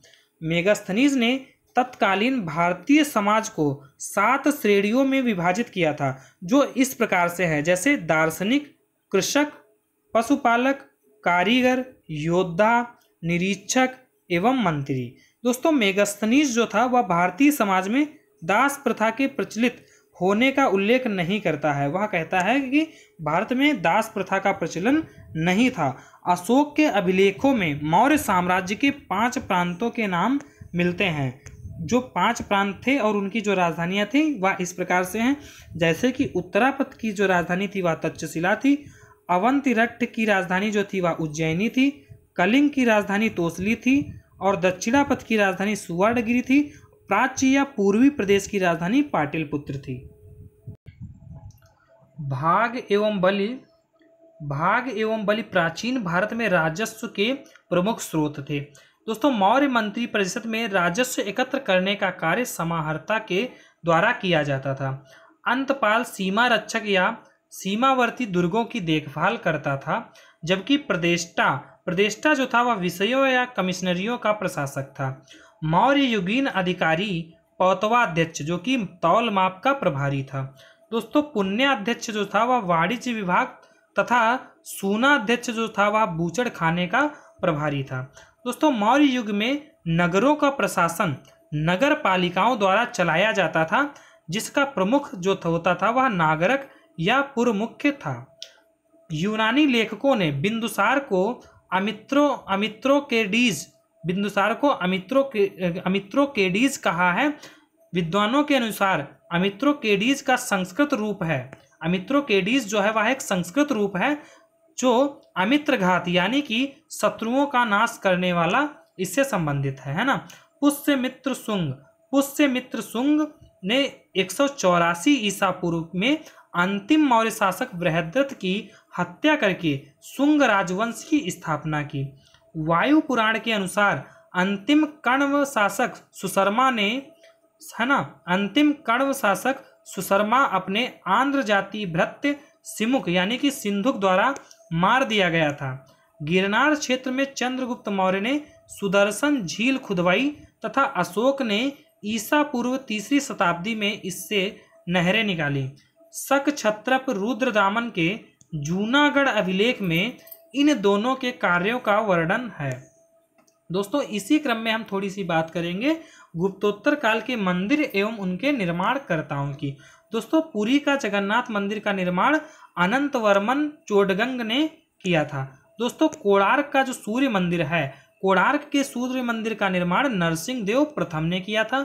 कंदरिया महादेव का मंदिर जो है उसका निर्माण धंगदेव चंदेल ने किया था। कैलाश मंदिर जो कि एलोरा में स्थित है उसका निर्माण कृष्ण प्रथम ने किया था। एलिफेंटा के गुहा मंदिरों का निर्माण राष्ट्रकूटों ने किया था। तट मंदिर जो कि मामल्लपुरम में स्थित है उसका निर्माण नरसिंह वर्मन द्वितीय ने किया था। दोस्तों कैलाश मंदिर जो कि कांची में स्थित है इसका भी निर्माण नरसिंह वर्मन द्वितीय ने ही किया। बृहदेश्वर मंदिर जो कि तंजौर में स्थित है इसका निर्माण राजराज प्रथम ने किया था। मुक्तेश्वर मंदिर जो कि कांची में स्थित है इसका निर्माण नंदीवर्मन द्वितीय ने किया। बैकुंठ पेरुमाल मंदिर जो कि नंदीवर्मन द्वितीय ने इसका निर्माण किया था। दोस्तों महाबलीपुरम के एकास्मक रथ मंदिरों का निर्माण नरसिंह वर्मन प्रथम ने किया था। दोस्तों यहीं पर जो हमारा मौर्य वंश था अशोक और जो मौर्योत्तर काल था वह यहीं पर समाप्त होता है। दोस्तों अब हम इसी क्रम में बात करेंगे गुप्त वंश की। दोस्तों गुप्त वंश में हम 2 शासकों की बात करेंगे जिसमें हम समुद्रगुप्त की बात करेंगे और चंद्रगुप्त द्वितीय की बात करेंगे।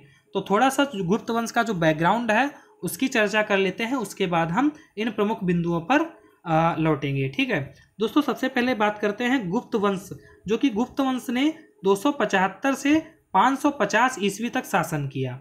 इस वंश की स्थापना जो है वह लगभग 275 ईस्वी में महाराज श्रीगुप्त द्वारा की गई थी। इसकी स्थापना 275 ईस्वी में श्रीगुप्त ने की थी। गुप्त वंश का प्रथम शक्तिशाली शासक जो था वह चंद्रगुप्त प्रथम था, जिसने 319 से 335 ईस्वी तक शासन किया था। दोस्तों चंद्रगुप्त प्रथम ने अपनी महत्ता सूचित करने के लिए अपने पूर्वजों के विपरीत महाराजाधिराज की उपाधि धारण की थी। तो दोस्तों गुप्त वंश में महाराजाधिराज की उपाधि किसने धारण की थी? तो चंद्रगुप्त प्रथम ने।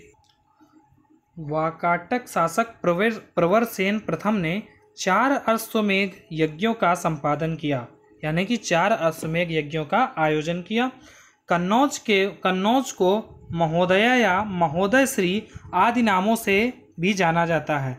दोस्तों इतिहासकार विंसेंट स्मिथ ने अपनी रचना अर्ली हिस्ट्री ऑफ इंडिया में समुद्रगुप्त की वीरता एवं विजयों पर मुग्ध होकर उसे भारतीय नेपोलियन कहा। तो समुद्रगुप्त को भारतीय नेपोलियन किसने कहा? विंसेंट स्मिथ ने। दोस्तों इलाहाबाद का अशोक स्तंभ अभिलेख जो कि समुद्रगुप्त का शासनकाल 335 से 375 ईस्वी था, इसका जो जीवन काल था इसी के शासन के बारे में सूचना प्रदान करता है। इलाहाबाद का अशोक स्तंभ जो अभिलेख है वह समुद्रगुप्त से संबंधित है। दोस्तों इलाहाबाद जो स्तंभ है उस पर समुद्रगुप्त के संध विग्रहक हरिसेन ने संस्कृत भाषा में प्रशंसात्मक वर्णन प्रस्तुत किया है, जिसे प्रयाग प्रशस्ति कहा जाता है ना। नालंदा एवं गया के ताम्रपत्रों के अनुसार समुद्रगुप्त वह प्रथम गुप्त शासक था जिसने परम भागवत की उपाधि धारण की।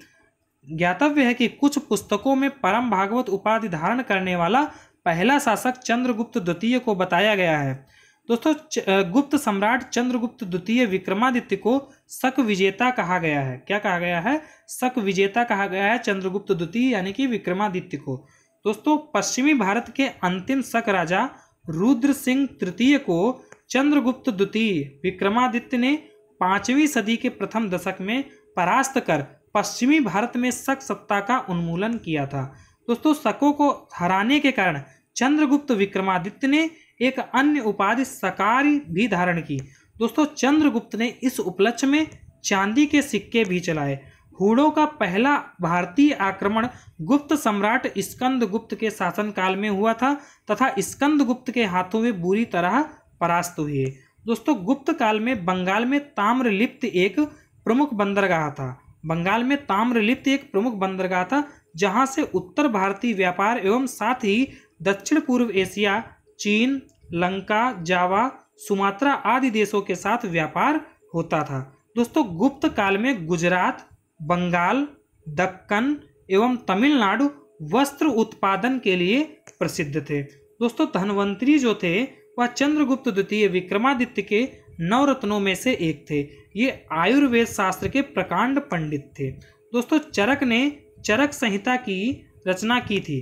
दोस्तों जो भास्कराचार्य थे वह प्रख्यात खगोलज्ञ एवं गणितज्ञ थे। उन्होंने सिद्धांत शिरोमणि तथा लीलावती नामक ग्रंथों की रचना की थी। किसने की थी? भास्कराचार्य ने। लीलावती जो ग्रंथ है वह गणित पर आधारित है। दोस्तों गुप्त काल में स्वर्ण मुद्रा को दीनार कहा जाता था। चीनी यात्री फाहयान के अनुसार लोग दैनिक क्रय विक्रय में कौड़ियों का प्रयोग करते थे। सती प्रथा का प्रथम अभिलेखिक साक्ष्य जो है वह एरड़ से प्राप्त होता है। एरड़ अभिलेख में 510 ईस्वी का है, जिसमें गोपराज नामक सेनापति की स्त्री के सती होने का उल्लेख है। किसकी? गोपराज नामक सेनापति की स्त्री के सती होने का उल्लेख है। गुप्त संवत का प्रवर्तक चंद्रगुप्त प्रथम था। दोस्तों गुप्त संवत की तिथि जो है वह 319 ईस्वी है। दोस्तों गुप्त वंश के शासकों ने मंदिरों एवं ब्राह्मणों को सबसे अधिक ग्राम अनुदान में दिए थे। गुप्त काल में कला एवं साहित्य में हुई प्रगति के आधार पर इस काल को प्राचीन भारत का स्वर्ण युग कहा जाता है। दोस्तों प्राचीन भारत में सिंचाई कर को उदक भाग अथवा विदक भागम कहा गया है। प्राचीन भारत में सिंचाई कर को उदक भाग अथवा विदक भागम कहा गया है। दोस्तों गुप्त एवं गुप्तोत्तर काल में रेशम के लिए कौशेय शब्द का प्रयोग होता था। 3री शताब्दी में वारंगल लोहे के यंत्रों उपकरणों हेतु प्रसिद्ध था। तोरमाड़ भारत पर दूसरे हूण आक्रमण का नेता था। दोस्तों शतरंज का खेल भारत में गुप्त काल के दौरान उद्भूत हुआ था, जहां इसे चतुरंग के नाम से जाना जाता था। भारत में यह ईरान एवं तत्पश्चात यूरोप में पहुंचा। महर्षि कपिल ने सांख्य दर्शन का प्रतिपादन किया था। महर्षि पतंजलि को योग दर्शन का संस्थापक आचार्य माना जाता है। न्याय दर्शन का प्रवर्तक गौतम ने किया था और इन्हें अक्षपाद भी कहा जाता है। गौतम को अक्षपाद भी कहा जाता है। दोस्तों इसी क्रम में हम बात करेंगे, थोड़ी सी बात करेंगे ऐतिहासिक इमारतें यानी कि मंदिर एवं उनकी जो स्थित है उनकी।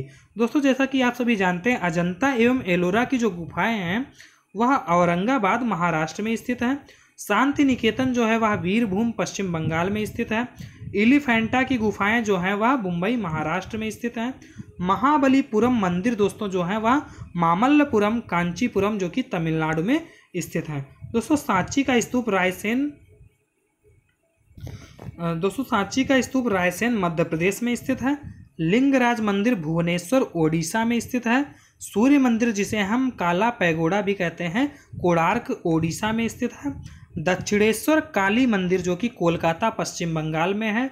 सोमनाथ मंदिर जो कि गिर सोमनाथ गुजरात में स्थित है। कैलाश मंदिर एलोरा महाराष्ट्र में स्थित है। त्र्यंबकेश्वर मंदिर जो है वह नासिक महाराष्ट्र में स्थित है। महाबलेश्वर मंदिर महाराष्ट्र में स्थित है। दिलवाड़ा जैन मंदिर माउंट आबू राजस्थान में स्थित है। ब्रह्मा मंदिर जो कि एकमात्र ब्रह्मा जी का मंदिर है वह पुष्कर राजस्थान में स्थित है। होयसलेश्वर मंदिर जो कि हेलेबिड कर्नाटक में स्थित है। रामेश्वरम मंदिर तमिलनाडु में स्थित है। मीनाक्षी मंदिर मदुरई तमिलनाडु में स्थित है। बृहदेश्वर मंदिर जो कि तंजावुर तमिलनाडु में स्थित है। नटराज मंदिर जो है वह चिदम्बरम तमिलनाडु में स्थित है। वेंकटेश्वर मंदिर तिरुपति आंध्र प्रदेश में स्थित है। जगन्नाथ मंदिर पुरी ओडिशा में स्थित है। वैष्णो देवी मंदिर जम्मू कश्मीर में स्थित है। और खजुराहो मंदिर जो है वह छतरपुर मध्य प्रदेश में अवस्थित है। दोस्तों अब इसी क्रम में हम बात करेंगे वर्धन वंश की, जिसमें हम चर्चा करेंगे हर्षवर्धन पर। हर्षवर्धन को इसमें हम पढ़ेंगे। जैसा कि आप सभी जानते हैं कि हर्ष ने अपनी राजधानी थानेश्वर से कन्नौज स्थानांतरित की। हर्ष ने अपनी राजधानी थानेश्वर से कन्नौज स्थानांतरित की थी। हर्ष के समय प्रति 5वें वर्ष प्रयाग के संगम क्षेत्र में एक समारोह का आयोजन किया जाता था जिसे महामोक्ष परिषद कहा गया है। दोस्तों हेनसांग जो था वह स्वयं छठे समारोह में उपस्थित हुआ था।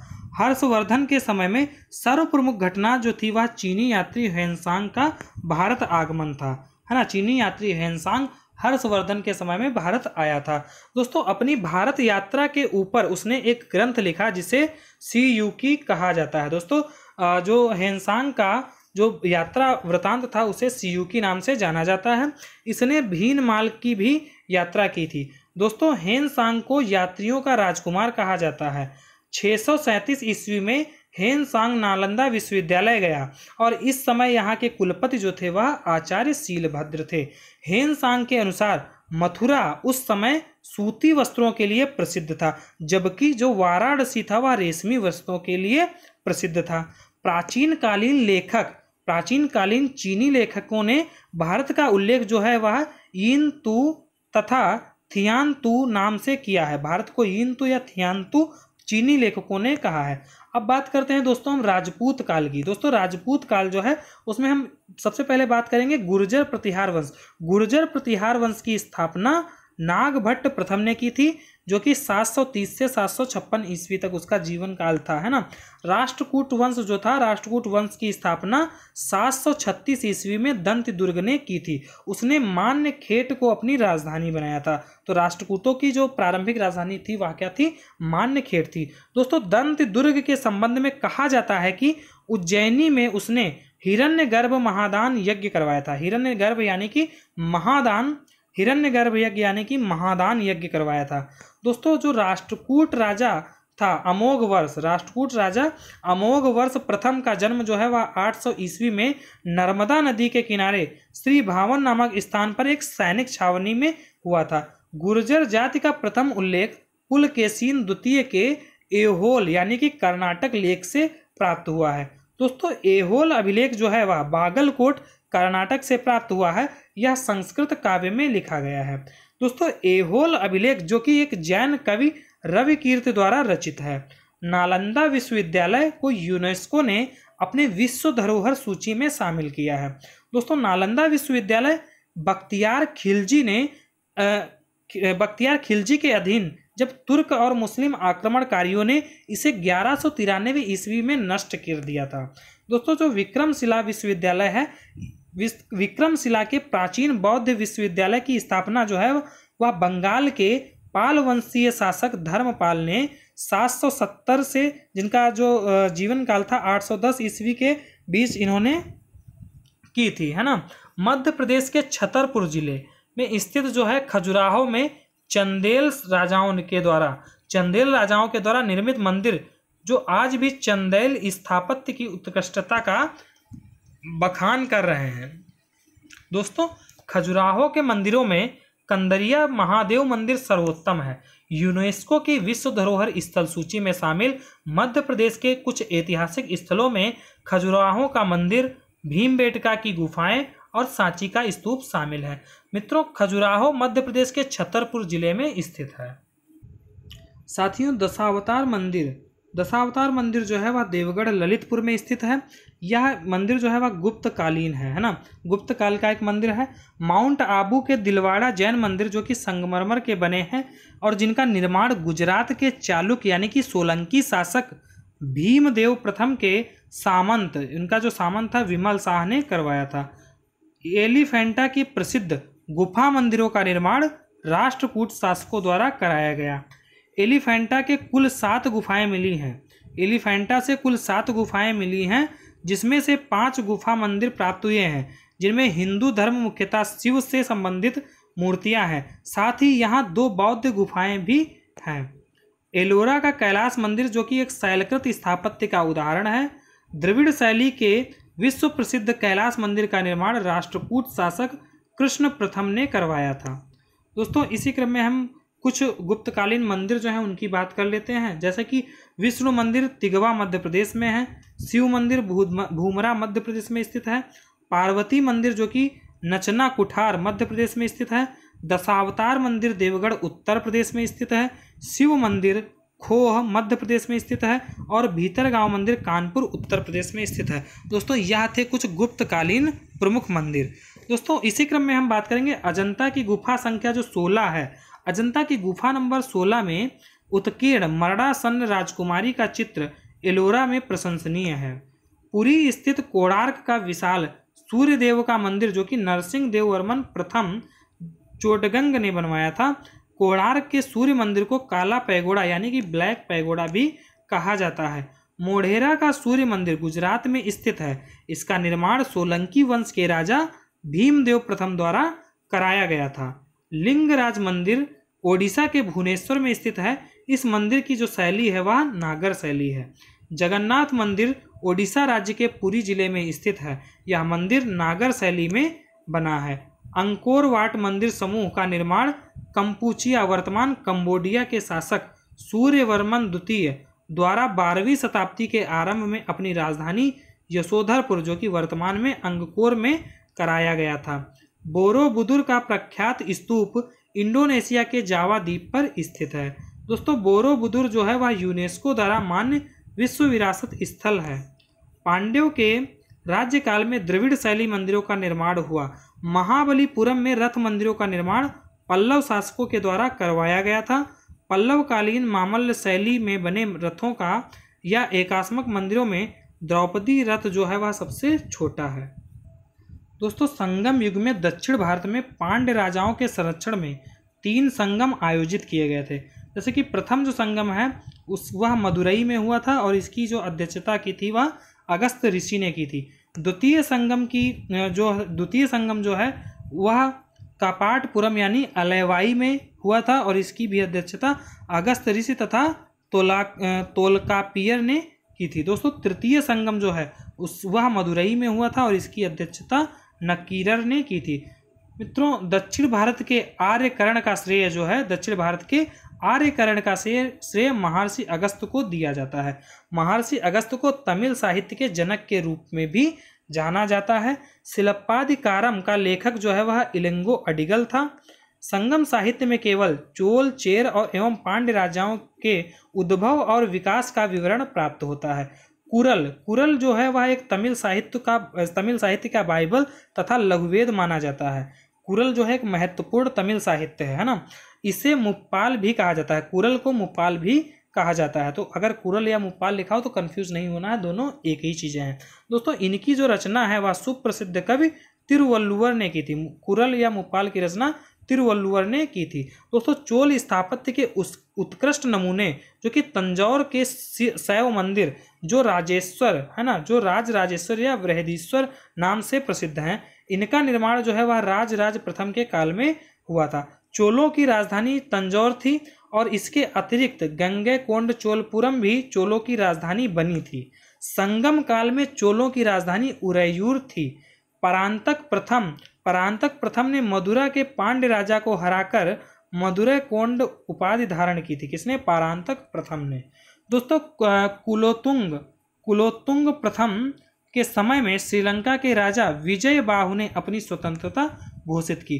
दोस्तों चोल शासक कुलोत्तुंग प्रथम के शासनकाल में 1077 ईस्वी में 72 सौदागरों का एक चोल दूत मंडल चीन भेजा गया था। शिव की दक्षिणामूर्ति प्रतिमा उन्हें गुरु के रूप में प्रदर्शित करती है। शिव की जो दक्षिणामूर्ति प्रतिमा है उन्हें गुरु के रूप में प्रदर्शित करती है। चालुक्यों के शासनकाल में प्रायः महिलाओं को उच्च पदों पर नियुक्त किया जाता था। कंबन ने 12वीं शती ईस्वी में तमिल रामायणम या राम अवतारम की रचना तमिल भाषा में की थी। किसने? कंबन ने। कब? 12वीं सदी में। दोस्तों राष्ट्रकूट वंश की राजधानी जो थी वह मान्यखेड़ थी। होयसलों की राजधानी द्वार समुद्र थी। हर्ष को संस्कृत के 3 नाटक ग्रंथों का रचयिता माना जाता है, जैसे कि प्रियदर्शिका, रत्नावली और नागानंद। ये तीनों रचनाएं हर्ष ने संस्कृत में लिखी थी। दोस्तों जयदेव ने हर्ष को भास, कालिदास, बाण, मयूर आदि कवियों की समकक्षता में रखते हुए कविता कामिनी का साक्षात हर्ष के रूप में निरूपित किया। किसने? जयदेव ने। दोस्तों इसी क्रम में हम बात करेंगे प्रमुख लेखक एवं उनकी रचनाओं की। तो जैसे कि सर्ववर्मा था, सर्ववर्मा की जो रचनाएं थी, जैसे कि कातंत्र जो है वह सर्ववर्मा की रचना थी। भारवी की रचना थी किरातार्जुनीयम। राजशेखर की रचना थी कर्पूर मंजरी। चंद्रबरदाई की रचना थी पृथ्वीराज रासो। विशाखा दत्त ने देवी चंद्रगुप्तम की रचना की थी। जयानक ने पृथ्वीराज विजय की रचना की थी और सारंग देव ने हमीर रासो की रचना की थी और विल्हड़ ने विक्रमांक देव चरित की रचना की थी। दोस्तों जैसा कि आप सभी को पता है, पाल वंशी शासक देवपाल जो कि बौद्ध मतानुयायी था, उसने लेखों में उसे परम सौगात कहा गया है। लेखों में उसे जो है वह परम सौगात कहा गया है।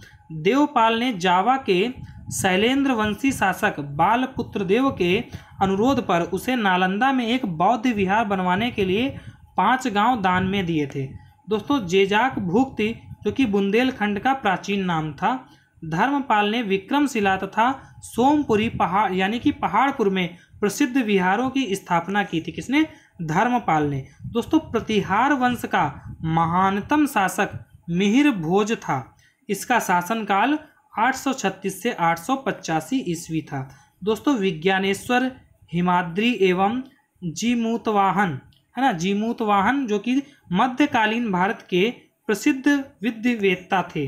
दोस्तों विज्ञानेश्वर ने याज्ञवल्क्य की स्मृति पर मिताक्षरा शीर्षक से टीका ग्रंथ लिखा है, जो कि किस पर आधारित है? याज्ञवल्क्य की स्मृति पर। दोस्तों जीमूतवाहन ने दायभाग नामक ग्रंथ की रचना की है। किस? दायभाग नामक ग्रंथ की रचना जीमूतवाहन ने की है। दोस्तों भोजशाला मंदिर जो है वह मध्य प्रदेश के धार जिले में स्थित है। यहाँ पर वाग देवी यानी कि भगवती सरस्वती देवी है ना, अधिष्ठात्री यानी कि स्थापित हैं, है ना, वाग देवी अधिष्ठात्री हैं। रुद्रमा देवी यानी रुद्रमा देवी का संबंध जो है वह काकतीय वंश से है। दोस्तों काकतीय साम्राज्य की राजधानी वारांगल थी। दोस्तों इस प्रकार से जो हमारे पीटी के सिलेबस में जो पॉइंट्स या जो भी टॉपिक्स मेंशन थे उन सभी की प्राचीन भारतीय इतिहास की जो यह हमारी श्रृंखला है, मैराथन क्लास है, वह यहीं पर समाप्त होती है। तो दोस्तों इसे बनाने में अपलोड करने में, एडिट करने में बहुत सारी मेहनत लगती है, बहुत सारा एफर्ट लगता है। तो दोस्तों आपसे एक रिक्वेस्ट है कि अगर आपको इस हमारे वीडियो से या हमारे कंटेंट से आपको लाभ होता है तो प्लीज़ हमारे वीडियोस को लाइक कीजिए, हमारे चैनल को सब्सक्राइब कीजिए और अपने दोस्तों में शेयर कीजिए, उन्हें सब्सक्राइब करने के लिए बोलिए, ताकि जो है हम मोटिवेट हो सकें। देखिए हमारा चैनल छोटा है, इस वर्तमान में हमारे चैनल पर 176 सब्सक्राइबर्स हैं।